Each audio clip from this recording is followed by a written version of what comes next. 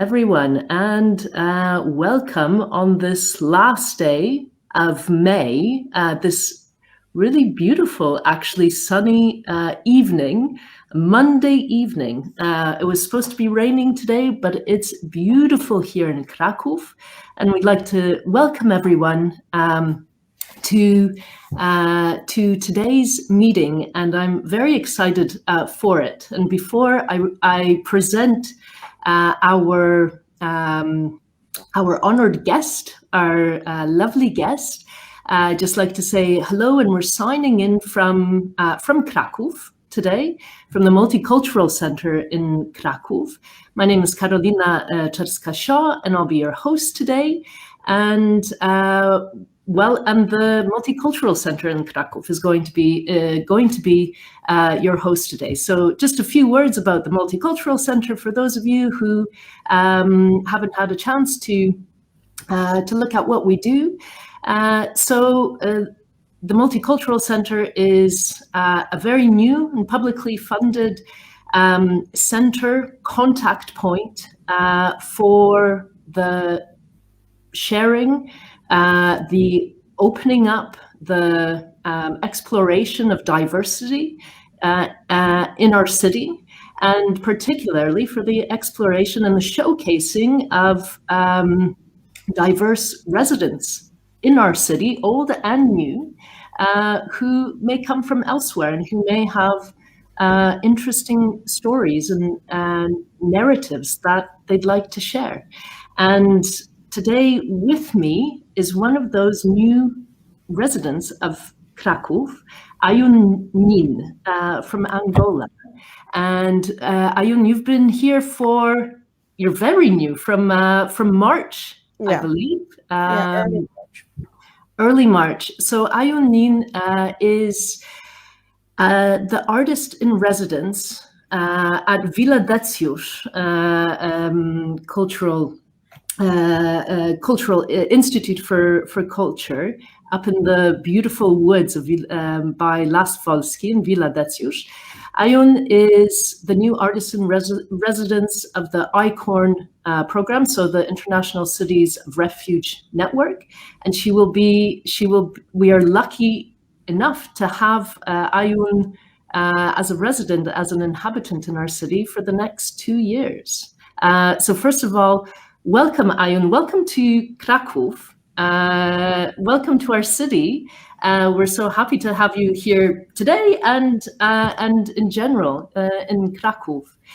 And what we'd like to do today is just talk, have a chat, talk about a few things. And when we had a little chat before, a few ideas came up, amongst others, to talk about migration, to talk about belonging, to talk about unbelonging or otherness or being a stranger, to talk about identity and art and your art, and isolation, actually, something that perhaps all of us can identify with nowadays. And that's just the range of topics for a sunny Monday afternoon, actually evening, at the end of May. So Aaiún, welcome. And before we start, I'd like to welcome our dear listeners and viewers. And we welcome you and we invite you to share your thoughts, your reflections, your comments, your questions with us all along this chat. Please use the chat function, and we'll pick up your ideas, your voices as best as we can.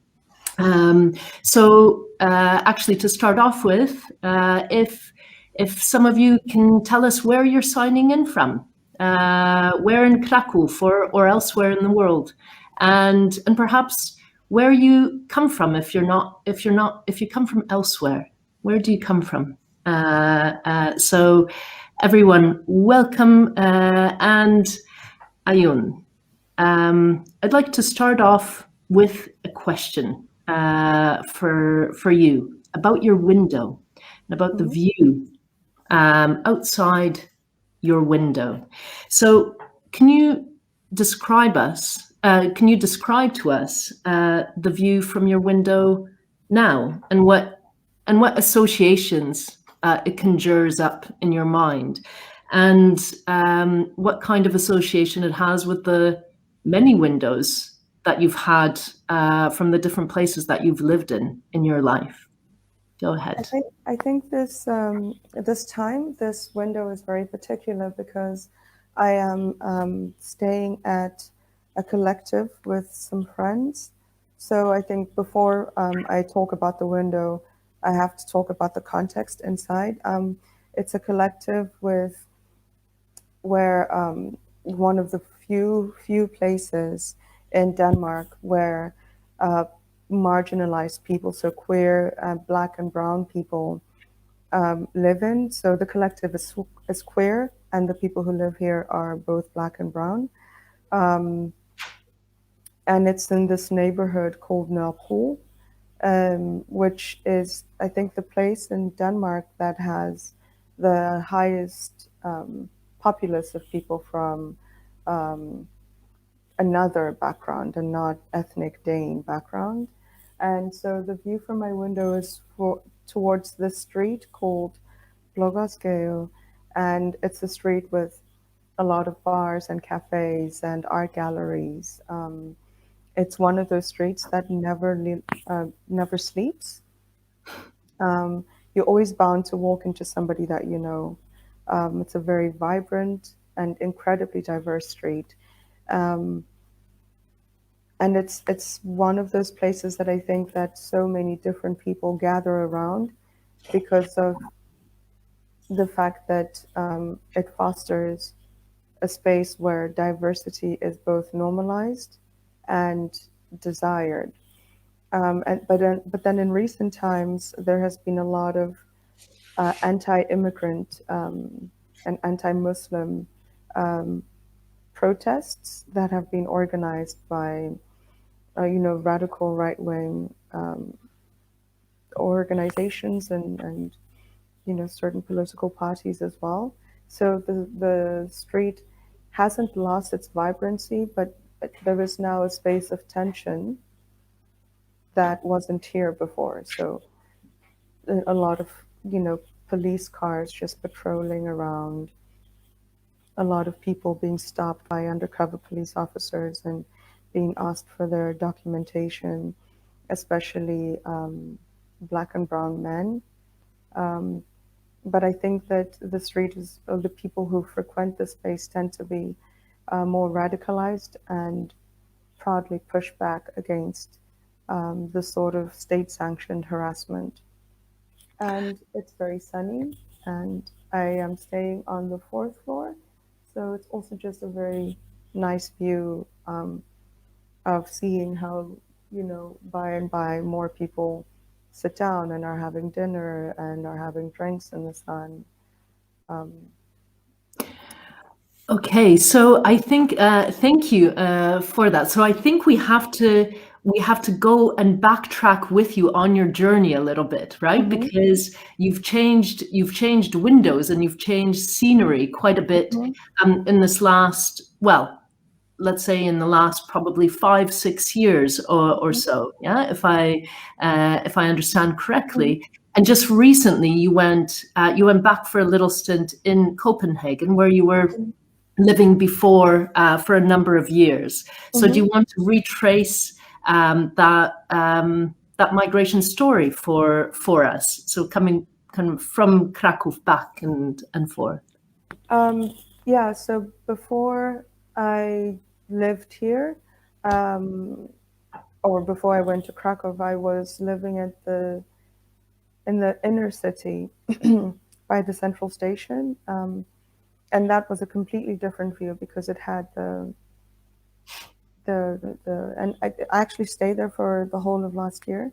So it was more inner city. The disparity of both wealth and marginalization were more striking. it had the drudgery of inner city spaces. So sure, you had the gentrification that was happening, but then it was also you were constantly confronted by homelessness, by drug addiction, because I used to live next to the clinic that provided clean needles and methadone shots for heroin addicts. It's also where, the red light district, quote unquote, of Copenhagen is. So a lot of sex shops, a lot of sex workers in the streets, and a lot of them undocumented migrants. So the constant sound of the ambulance and police cars was constantly there. So that was the view from my window at that time. So I think this is, in a way, more pleasant. But then, I mean, there's a big juxtaposition there with what you first then experienced, and then what you sought just now when you came back, and in the form of a collective, in the form of a safe space, in a form of some kind of form of belonging. Can you tell us a little bit about that space and how you went from that first space to the second one? Well, first it's because housing and rent in Copenhagen is incredibly expensive, and in this collective, a lot of it's experiencing a sort of transient position or space where a lot of people have been moving out. So there's a couple of empty rooms, and because these are my friends and people in my community here in Copenhagen, and being here for this time, sorry, and not necessarily having a place to stay outside of people's couches, it was sort of just very generous of them to allow me to stay in one of the many rooms that are available. Okay. Well, let's, if we can, then let's go back to the time where you came to Europe for the first time. Yeah, so that was in 2016, if I'm not mistaken. And can you tell us a little bit about your first, what struck you when you came? What maybe sights and sounds, but also personal emotions and ideas, and also on the political level, there was a lot going on at that time, which was coincidental with your arrival in Denmark. Yeah, and if you can tell us just a little bit about that time, and your first impressions on a personal and on a political level. First impressions, it definitely was the fact that most people were white, and I hadn't necessarily experienced that before coming from Southern Africa. And then also the way in which people related to each other here in comparison to the context that I was coming from was very cold, very formal. Of course, there was the linguistic barrier, but I thought that it seemed very much like a space where, to build community took a lot, because there is the hyper individualistic culture, which in Southern Africa tends to be geared towards more community oriented. But I will say that was in 2016, but now it's in such a short period of time, there's been a lot of spaces that have been built, I guess, also as a form of creating difference and change that have been more community and collective oriented. Hence my being here in this collective at the moment. I mean, if I can ask, because you put that into the passive form in a sense, right? So spaces being built. But are those spaces being built, or do you build those spaces? And how much of a say do you have in that, or agency in that, and how much have you had? I think those spaces weren't, yeah, they weren't built at all passively. It's people deciding that there was a need for community in those ways, especially as migrants, as people of color, as queer people. A lot of times the housing market becomes even more inaccessible to us because of income or lack of thereof, because of racializations, and also for the fact that a lot of spaces tend to not be safe.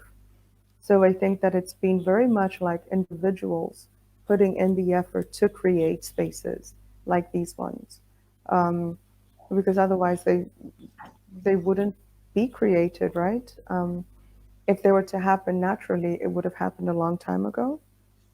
So it's just people, and especially young people, taking matters into their own hands, despite having so limited resources, to create communities for radical change and for, yeah, a bettering the quality of our lives. Well, I And, guess. Go ahead. and creating a sense of belonging, I guess, and a sense of, yeah, where we can exist as a community, but not as an other, at least in those spaces. I mean, then thinking about the other, right, and strangeness, and being a stranger in a strange place. Oh, hold on, Aaiún, we've lost your image for a second. You're back. Okay, great. And thinking about otherness in that, and also the difficulties, but the opportunities that it can bring, and the creativity that it can bring, right? I'd like to ask you about your place in that otherness, in that, in being a stranger in a very intersectional way, and how, in coming to Europe, and in your experiences in the last years, and developing as an artist, how you've come into that space of, you were talking about transition, a transitional space. Can you tell us a little bit about how that was made and how you made that? I think that like the history of a European context being as it is, and at least pertaining to migration and colonization and all of those things. Sure, in many ways, I felt as an other growing up in Southern Africa, because I didn't grow up in Angola. So existing in Zimbabwe or South Africa or Namibia or any other context, I was a foreigner in those places. And then coming to Europe, I was even more of a foreigner, because I'm not just someone who isn't from that country. I'm also Black, and I'm also African. So there is constantly this hierarchy of which kinds of other are desired and the ones that aren't. And so I think that in my trajectory as an artist was to work very tangibly with these ideas, with these notions of being an other, and creating art that is about the othered experience for othered individuals. And okay, because also you've talked about, I think it was with Ola Lipczak, you talked about making art for Black people, yeah. And I'd like to take that up again and look at look at the other from the other side, and perhaps, you know, and perhaps the reactions of the other, and the, you know, the strangeness as it is perceived by others. And actually, one of the thoughts when I was listening to your conversation with Ola Livczak, one of the ideas that came into my mind is from Zygmunt Bauman, and he wrote this really short but really interesting book about the strangers at our gates. Yeah, and he talks about the strangeness and this otherness and how it is perceived, right? And he says that, you know, that strangers and nomads, right, remind us irritatingly, right, infuriatingly and horrifyingly of the incurable vulnerability of our own position. And so it makes people fear, right? It makes people, because the other is the unknown. And how, so I'd like to maybe go into that and ask you about how in your work and in your art you show that otherness, and who really, you know, you said you wanted to, in the conversation with Ola, you said that you wanted, you know, is controversial in a sense, right?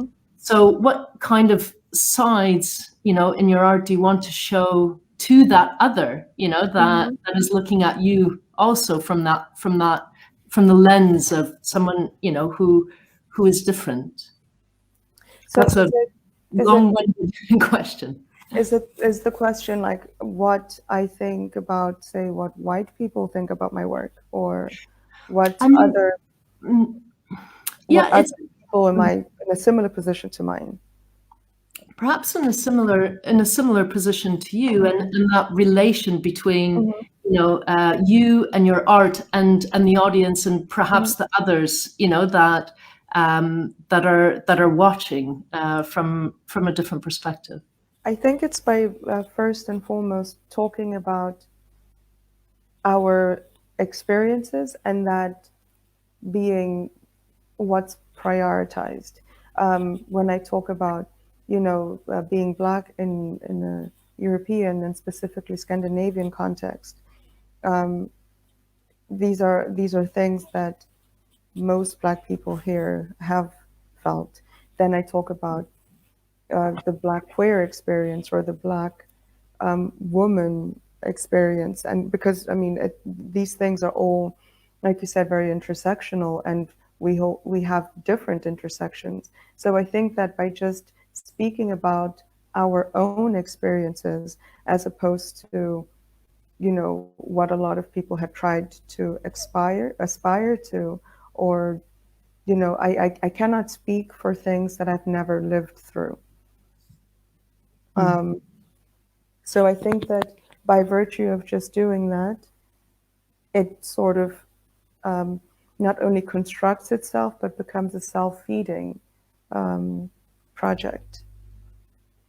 A self-feeding project. That's an interesting way to put it. Would you like to elaborate on that? Is it a sense of yourself that grows in that, or otherwise? Sure, a sense of myself, but I also think that, you know, so much about art is in a way creating visibility, right? And the Black experience in Europe, at least in the way that I try to make my art conducive to, isn't the experiences that have been put in the foreground. So by doing that, it creates a visibility and creates a voice for the many different things that we go through. So it becomes self-feeding in that way, where the more visibility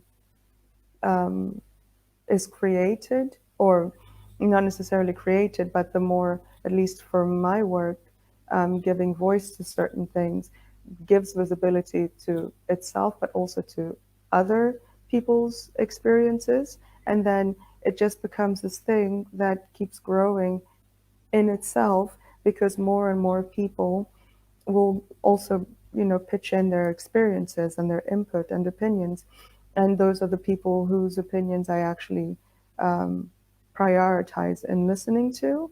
and ultimately work with, because I want my work to not just stand on its own, but to ultimately have a trickle down effect, and that it shouldn't be something that only exists in museums or in sort of like inaccessible art spaces, because I think that it would defeat the purpose.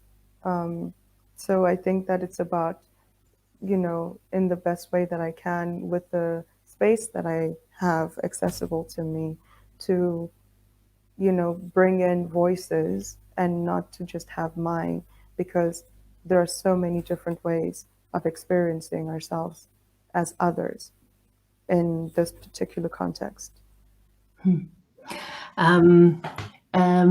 Well, thank you. That gives a lot of food for further thought.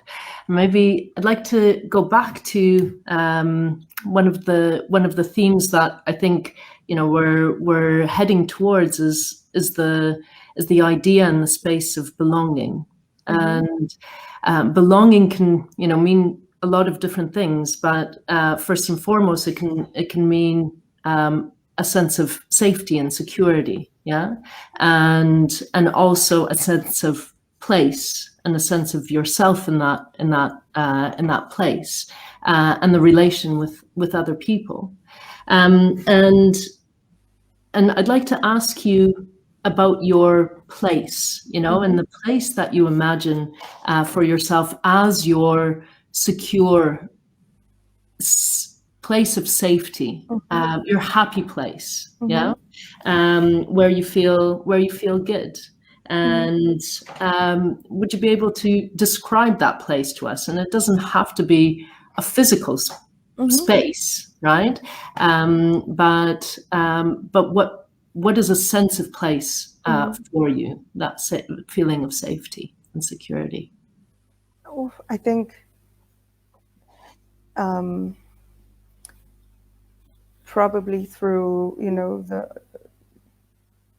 creating art and writing and the different forms of that, because in many ways those are the places where I feel in most control over what I am thinking and what I'm creating, how I want to write certain things. Because other than that, I've been existing in a space of deep insecurity for a very long time, where the reality is that no place is ever safe, and then all you have is your own physical body. And you have to try to, and this becomes sort of more abstract and more internal, in the sense that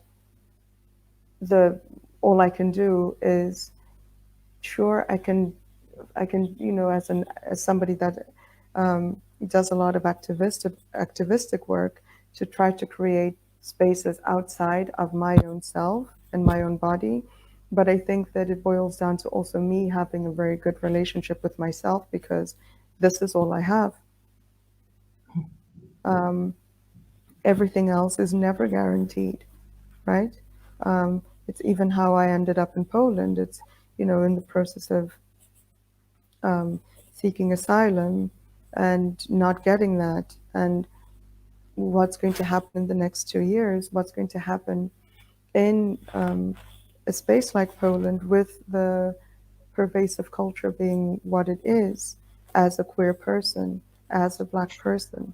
And like what's in my head is what I can actually hold on to, and that will facilitate for me to have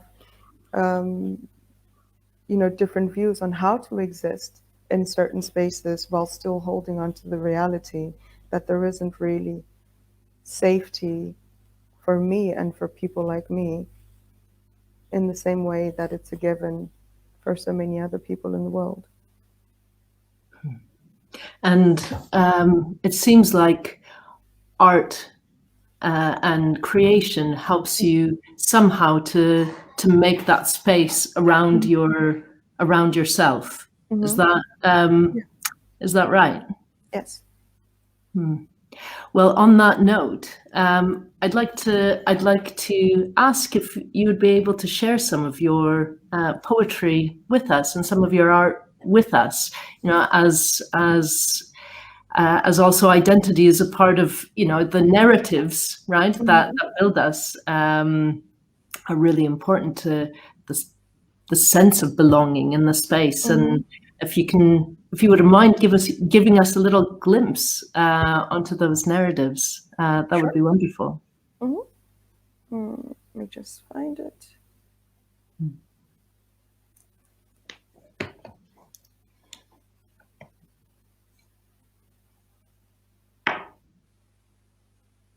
And in the meantime, if those of you who are here with us and listening and viewing us again on this lovely Monday evening on the last day of May, if you'd like to say, you know, where your happy space is, where your space is, where you feel, you know, what words you think of when you think of belonging, when you think of a safe space, you can share those. You can share those with us on the chat. Okay, and in the meantime, go ahead, Aaiún. Black skin in the forsaken outback of the world, both concrete and jungle, in varying states of decomposition, and men in a corner ordering girls to smile, stiff with rigor mortis, all bones, no flesh. Girls in prim clothes, going to school, going to church, going to graveyards, in prim clothes, stone-eyed, missing teeth, blue-black skin huddled together, bathed in molestation. The first dying. In a mass grave, a blue-black shadow was born, in a room smelling of kerosene lamps, two women on their fourth dying, and men sitting outside drinking beer, holographic. Horror makes the body transparent, forbidden flesh, perpetuating unbecoming, algo mortis, the long fallen, broken screens, holographic. Going to school, where a white god is nailed to a cross, promising paradise, abandoning the living, knowing it's the dead that teaches how to count. Heavy hands of grown people covering their mouths, screaming silence. The first dying. Body is a body, body is a body, flesh is not yours. Growing flesh of adolescence, unripe flesh, ready for picking. So we grow, holding hands with the reaper, dispossessed from body and land, in makeshift homes, deleting the human parts of ourselves, screening, Control-Alt-Delete, Escape-Delete. Funnel through algorithms where numbers and letters are the same, where numbers cancel out names, when news of dead Black people makes a spin with no God to welcome us into paradise, unbaptized corpses, unholy flesh. Heartbreak is stone-faced, mechanical, fingers on the trigger for whatever shape a gun will take, shoots in the dark, Control-Delete, self-destructs, Escape-Delete, fighting against the will to live, unfolding. Subjugate the law of false happiness, reimagining happiness, a Black happiness, filled with sorrow, too many fucked up memories of us as children, going to school, going to church, going to graveyards, in prim clothes, funeral wear, whipping joy into existence, the bones of the hopeful dead, rattling in their caskets, cheering on from beyond the abyss, bodies in a circle hollering, sometimes smiling, smiling still, maybe out of hope, ardent wakefulness, that some of us can stick to the first dying, push against the second, third, fourth, hold on to whatever flesh is left, call it our own, heartbroken, still smiling, maybe out of delirium.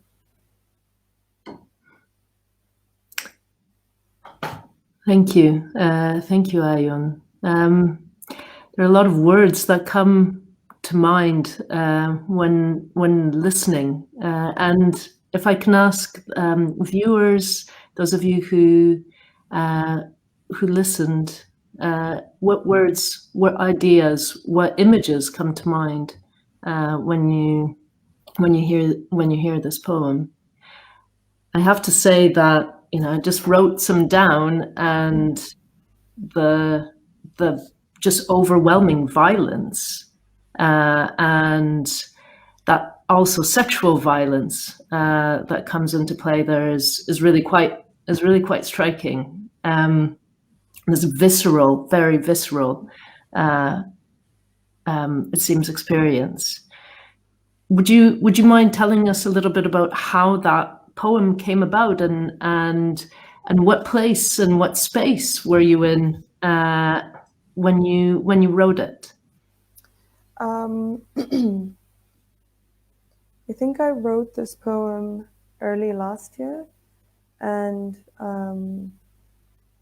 at that time I was reflecting quite a lot on, my childhood in both Angola and in South Africa, and how both contexts, Angola being a former Portuguese colony, and also being a society that, the civil war has just ended, and how the devastation of that is still very much present. So I think just reflecting on that, and myself and my family, but also just the general society and what happens there.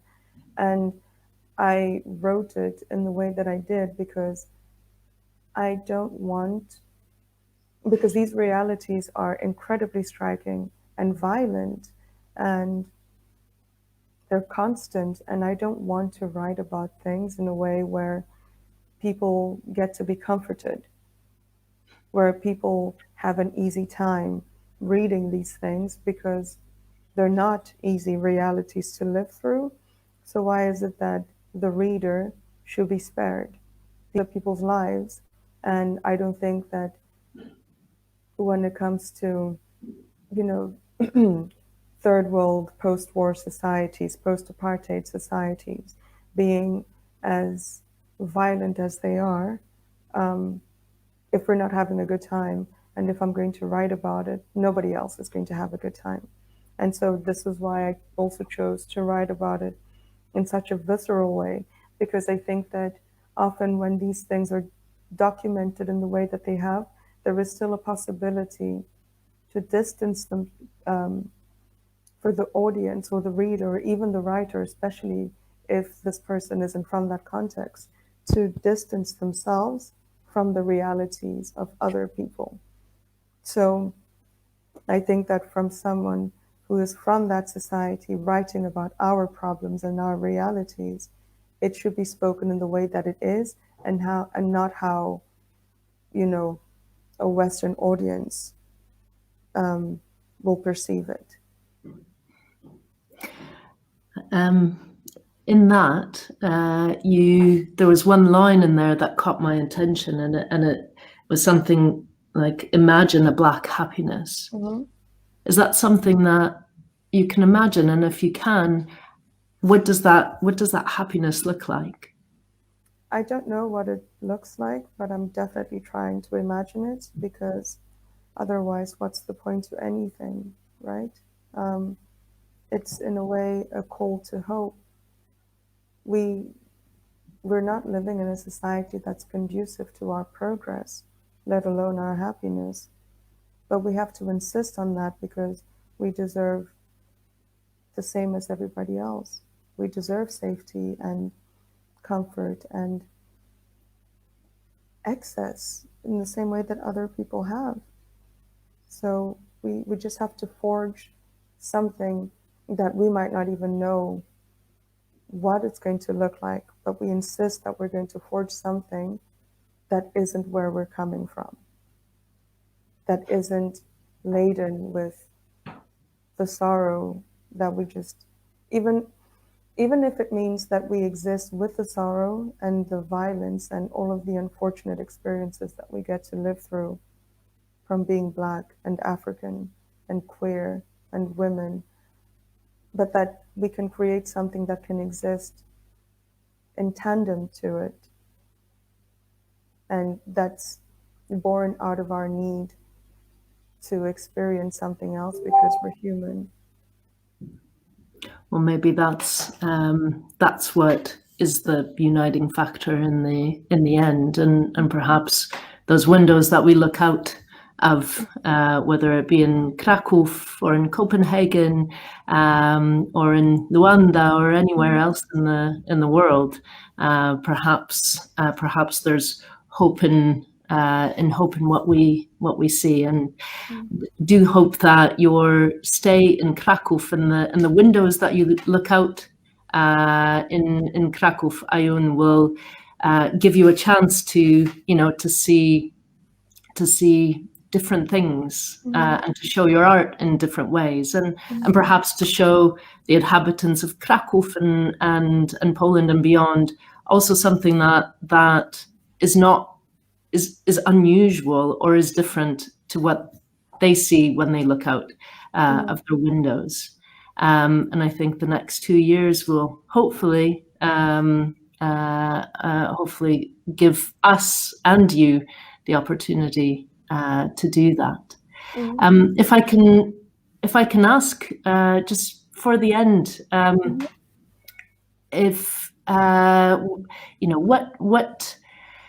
what inspires you at the moment? What are you reading or listening to at the moment, or perhaps something that has caught your attention in the last little while that somehow maybe gives you hope, or maybe gives you reason to think and despair, and then go elsewhere for hope. But perhaps some reading or listening recommendations that you would have for our listeners, viewers this evening. I just reread again the Ocean Vuong's On Earth We're Briefly Gorgeous, and also his other poetries, like collections or just sort of singles. At the moment, I haven't had much time to read because I'm working on my poetry collection, and that takes far too much of my time for anything else. But especially from being here in Copenhagen and spending time with my friends who have a similar background to mine, and just to engage with them in conversation has also been incredibly inspiring, because these are people who are incredibly intelligent, incredibly radicalized, and people who have, by some miracle, the energy to engage in very pronounced political action to fight, systemic injustices, like either it be deportations or, holding sit-ins in the parliament. When you see somebody that's just as disenfranchised as you, or even worse, still stand up for the rights of another human or a group of humans, it's an incredibly, incredibly inspiring thing that I hope to also be in a place to do as well. In a way, it's a kind of hyper humanity, to have so little but still care so much for the other. Hyperhumanity. I think that's a lovely, lovely term that we should talk more about at some later point. And I think I wish all of us that that hyperhumanity, and you and your work, Aaiún, to be able to stand up for those things that do matter. Just as a parting comment, I'd like to read out one of our viewers, listeners, Carola, has written, "When I think about belonging, first impressions that come to my mind are warmth, sincerity, and the feeling of loving and being loved." Wonderful conversation. Thank you, ladies. Well, thank you, Carola. And thank you, Aaiún. It's lovely to talk to you. It's lovely to know that you're an inhabitant, a resident of our city. You're going to be coming back from Copenhagen in a few days' time, and we look forward to listening to your work and to it trickling down somehow to different parts and different ears in the city. I hope so. Well, thank you to all of us who joined today. We would also like to take this moment to invite you next week to the continuation of our series, Fantastic Foreigners. We met one really fantastic one today, and next week we are also going to be hosting 3 artists who live in our city. Eugenia Yugai from Uzbekistan, Mizuki Kurosawa from Japan, and Karina Shorets from Belarus. So we look forward to uncovering the lovely and interesting diversity that we have right here in our city. So again, thank you very much. Aaiún, have a great evening, and see you soon in Krakow. Thank you to everyone. Good evening and good night. Good night. Bye-bye.